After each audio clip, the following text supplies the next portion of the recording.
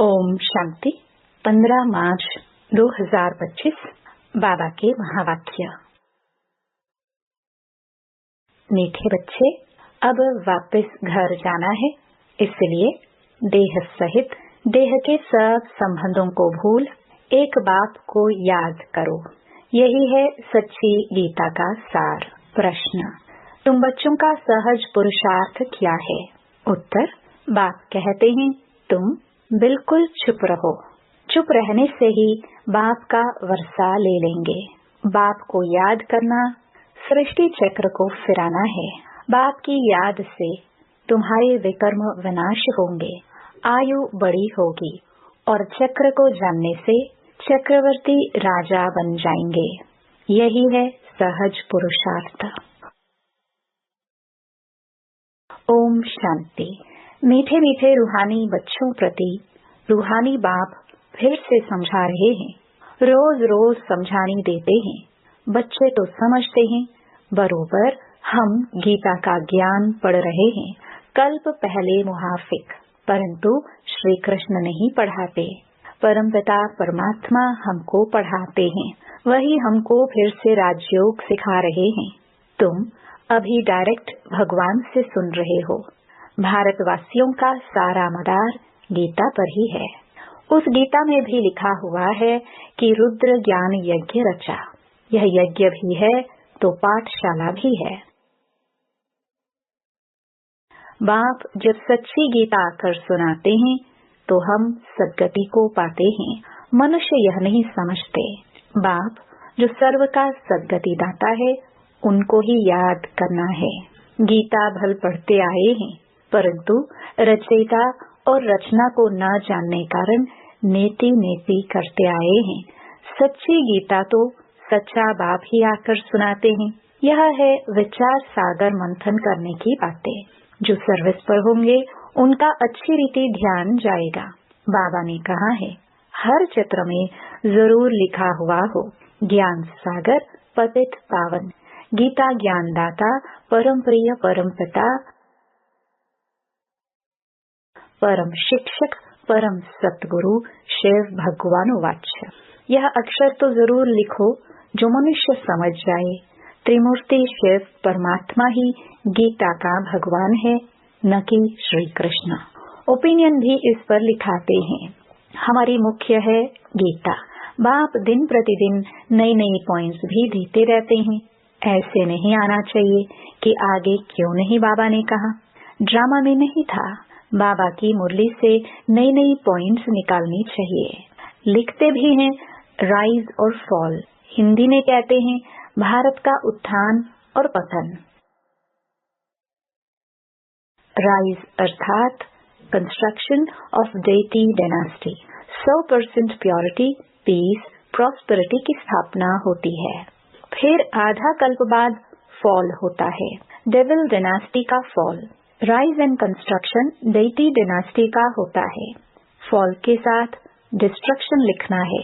तुम्हारा सारा मदार गीता पर है। बाप ही आकर सच्ची गीता सुनाते हैं। बाबा रोज इस पर ही समझाते हैं। बच्चे तो आत्मा ही हैं। बाप कहते हैं इन देह के सारे पसारे विस्तार को भूल अपने को आत्मा समझो। आत्मा शरीर से अलग हो जाती है तो सब संबंध भूल जाती है। तो बाप भी कहते हैं देह के सब संबंध छोड़ अपने को आत्मा समझ मुझ बाप को याद करो। अभी घर जाना है ना। आधा कल्प वापस जाने के लिए ही इतनी भक्ति आदि की है। सत्युग में तो कोई वापस जाने का पुरुषार्थ नहीं करते हैं। वहाँ तो सुख ही सुख है। गाते भी हैं दुख में सिमरन सब करे, सुख में करे न कोई। परंतु सुख कब है, दुख कब है, यह नहीं समझते हैं। हमारी सब बातें हैं गुप्त। हम भी रूहानी मिलिट्री है ना। शिव बाबा की शक्ति सेना है। इनका अर्थ भी कोई समझ ना सके। देवियों आदि की इतनी पूजा होती है, परंतु कोई की भी बायोग्राफी को नहीं जानते हैं। जिनकी पूजा करते हैं उनके बायोग्राफी को जानना चाहिए ना। ऊंचते ऊंच शिव की पूजा है, फिर ब्रह्मा विष्णु शंकर की, फिर लक्ष्मी नारायण राधे कृष्ण के मंदिर हैं, और तो कोई है नहीं। एक ही शिव बाबा पर कितने भिन्न भिन्न नाम रख मंदिर बनाए हैं। अभी तुम्हारी बुद्धि में सारा चक्र है। ड्रामा में मुख्य एक्टर्स भी होते हैं ना। वह है हद का ड्रामा, यह है बेहद का ड्रामा। इसमें मुख्य कौन कौन है यह तुम जानते हो। मनुष्य तो कह देते हैं राम जी संसार बना ही नहीं है, इस पर भी एक शास्त्र बनाया है। अर्थ कुछ भी नहीं समझते। बाप ने तुम बच्चों को बहुत सहज पुरुषार्थ सिखाया है। सबसे सहज पुरुषार्थ है तुम बिल्कुल चुप रहो। चुप रहने से ही बाप का वर्षा ले लेंगे। बाप को याद करना है, सृष्टि चक्र को याद करना है। बाप की याद से तुम्हारे विकर्म विनाश होंगे, तुम निरोगी बनेंगे, आयु बड़ी होगी। चक्र को जानने से चक्रवर्ती राजा बनेंगे। अभी हो नरक के मालिक, फिर स्वर्ग के मालिक बनेंगे। स्वर्ग के मालिक तो सब बनते हैं, फिर उसमें है पद। जितना आप सामान बनाएंगे उतना ऊंच पद मिलेगा। अविनाशी ज्ञान रत्नों का दान ही नहीं करेंगे तो रिटर्न में क्या मिलेगा। कोई साहूकार बनते हैं तो कहाँ जाता है, इसने पास्ट जन्म में दान पुण्य अच्छा किया है। अभी बच्चे जानते हैं राम राज्य में तो सब पाप ही करते हैं। सबसे पुण्य आत्मा है श्री लक्ष्मी नारायण।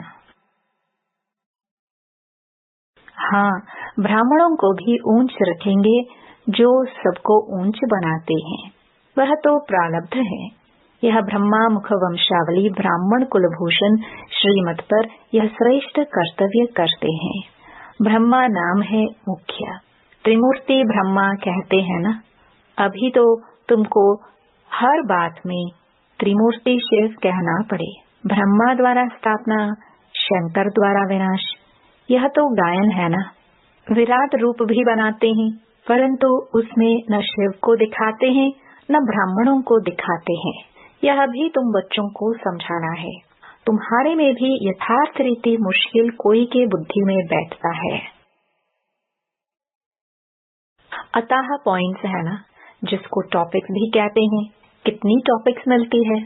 सच्ची गीता भगवान के द्वारा सुनने से मनुष्य से देवता विश्व के मालिक बन जाते हैं। टॉपिक कितनी अच्छी है, परंतु समझाने का भी अकल चाहिए ना। यह बात क्लियर लिखनी चाहिए, जो मनुष्य समझे और पूछे। कितना सहज है। एक एक ज्ञान की पॉइंट्स लाखों करोड़ों रुपयों के है, जिससे तुम क्या से क्या बन जाते हो। तुम्हारे कदम कदम में पदम है, इसलिए देवताओं को भी पदम का फूल दिखाते हैं। तुम ब्रह्मा मुख वंशावली ब्राह्मणों का नाम ही गुम कर दिया है।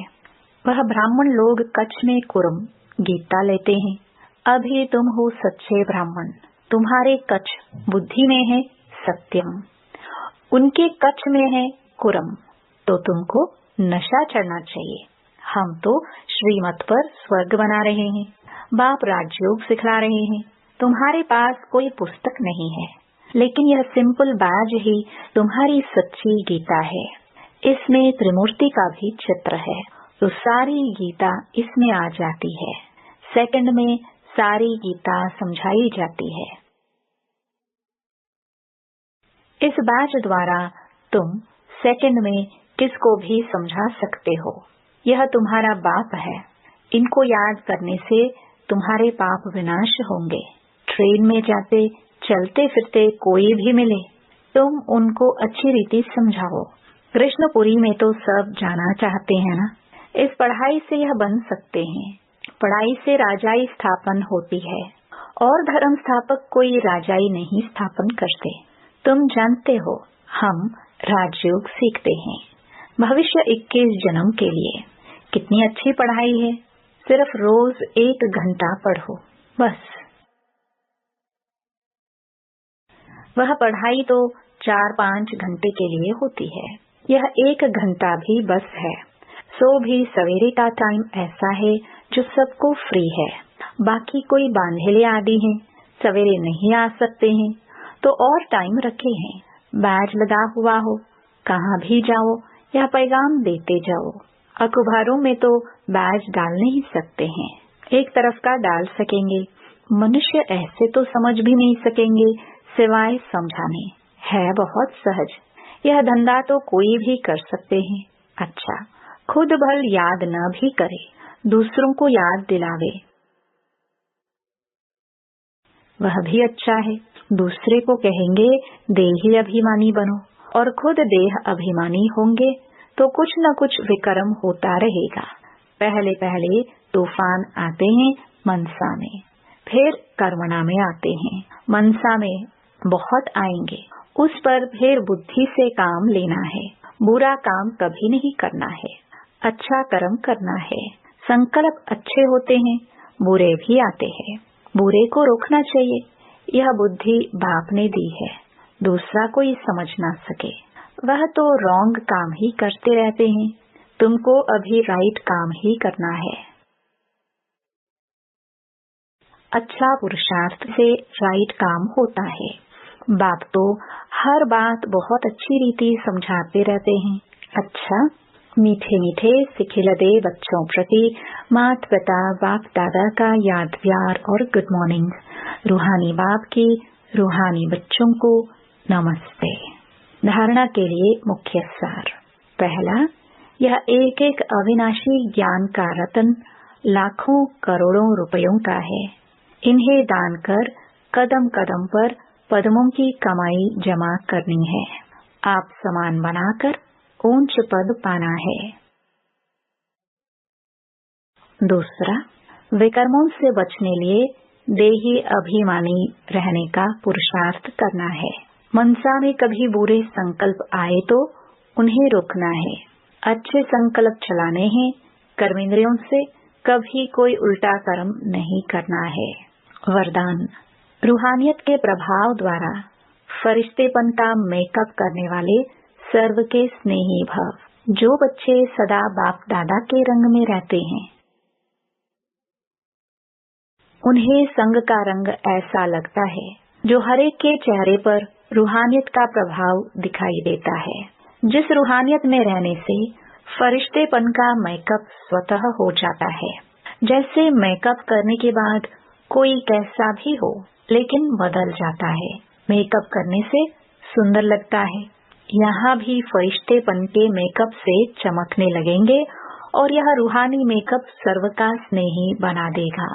स्लोगन, ब्रह्मचर्य, योग तथा दिव्य गुणों की धारणा ही वास्तविक पुरुषार्थ है।